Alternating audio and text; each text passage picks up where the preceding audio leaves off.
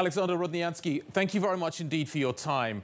President Zelensky is talking about maybe some need for some divine intervention in terms of these talks. Let's talk a little bit about where we are. You have a useful insight into the progress that is being made. What can you tell us about how far the talks have gone in terms of securing some sort of a lasting peace and how much further there is still to go? Well, first of all, thanks for having me. So we're in the talks already. We have to give them a chance, of course. I'm a little pessimistic as far as their prospects are concerned, but there are certain issues on which we can reach an agreement relatively easy. Those issues concern the neutrality status, for example, as long as we have tangible security guarantees that are given to us, unlike in the Budapest Memorandum. So we're willing to talk about that. There are other issues that are basically non-existent but important for the Russians, something like the Russian language, let's say. So we never had any issues with that, so that's relatively easy.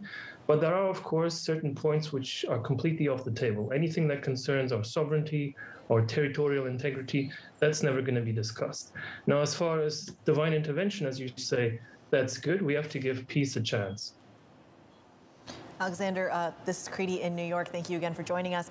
I'm curious about a potential meeting between Zelensky and between Putin. Is that something that is potentially on the table, and do you think that could help perhaps speed up some of the progress in the talks?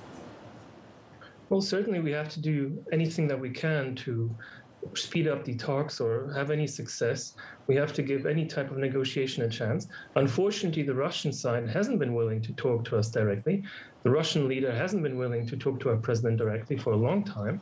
So we don't see any change in that in that sense, but we have to give it a try. Alexander, do you think that the Russians are negotiating in good faith? There is an argument that says that they are talking because it provides cover to further their objective on the ground. What do you think to that argument? What do you think about the idea that the Russians are not negotiating in good faith? Yeah, so this is my fear. I've been saying this for some time. This is, in fact, quite a realistic possibility because we see that what is happening on the ground is not really consistent with what they've been saying in these peace talks. You don't look for peace and intensify bombardments of our cities. These two things don't go together. So there is a serious concern that they're using these peace negotiations as a trick to deceive the West into thinking that peace is around the corner, and therefore further sanctions aren't necessary, right? So this could be a sort of strategic ambiguity on their part to signal to the West that, look, we're actually, trying hard here, but in fact, they're just preparing their new offensive. And this is all a deceptive move. So what can be done to perhaps counteract that? Is that something you're waiting for in terms of sanctions? Is there more that can be done there or more from European governments? What would help, like I said, more progress? Yeah, so I think this regime has proven over the years that it respects only strength. It only understands the language of strength. It has been deceiving consistently throughout these years. We heard that there was no troops on Crimea. Next day, there were troops on Crimea. In the build-up to this war, we heard this was only a military exercise, and then we saw what happened. So we can't really trust them.